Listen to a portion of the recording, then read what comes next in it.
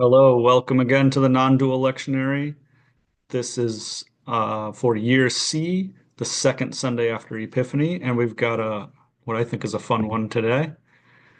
The gospel lesson is the wedding at Cana, and I will read John chapter 2, verses 1 through 11.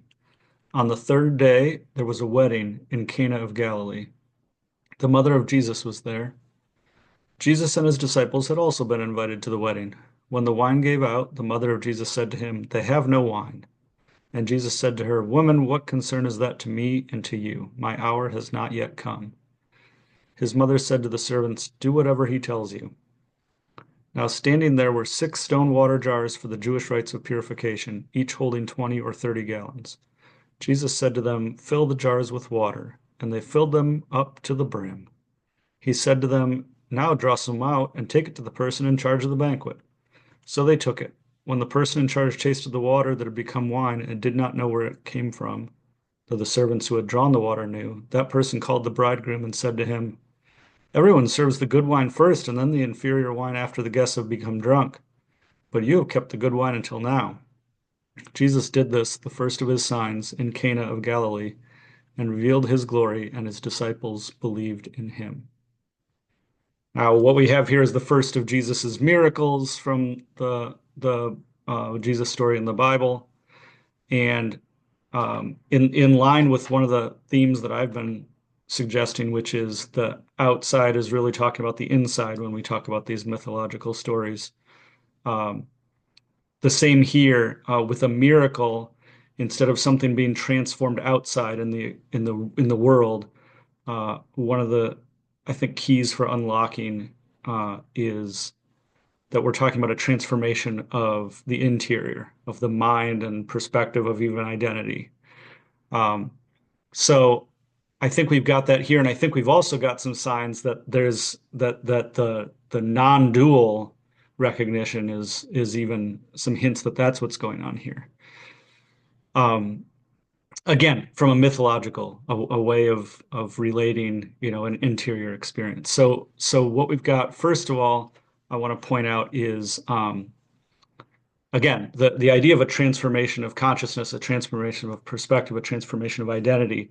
And what we have here is, the sense that we had the good wine and now there's something worse. Um, but instead, a new perspective, a new recognition, a new realization that, oh, what we have now is actually good, even better.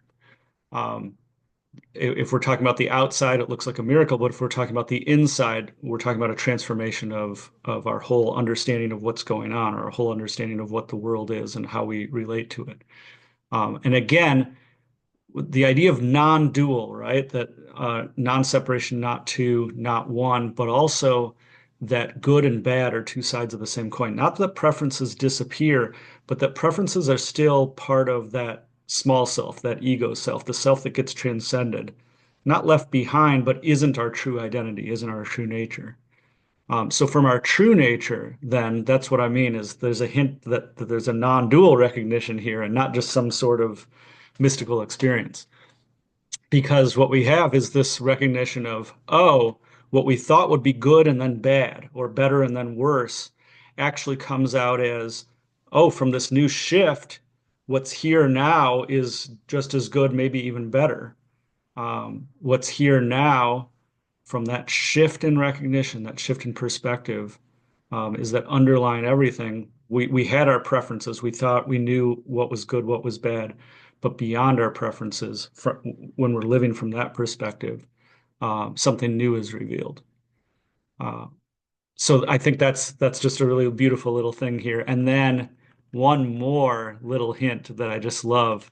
It's not just that the this is water into wine, but verse 6, now standing there were 6 stone water jars for the Jewish rites of purification, each holding 20 or 30 gallons. So what we have is not just changing water into wine, like I said, but water from jars that were set aside for the rites of purification, that this was going to be holy, this was going to be a ceremony, and it gets converted into secular, right? Into just party, into fun.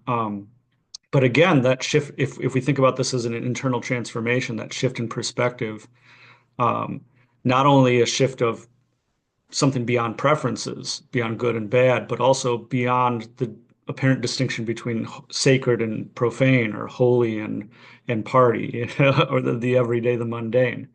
That gets undone as well, right? Because again, when that non-dual perspective, that non-dual identity kicks in, Peter Mayer's got a great song, Holy Now.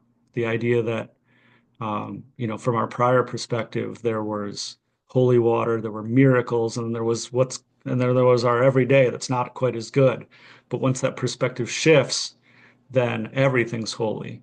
Um, then, the true nature of everything is revealed every day in what is.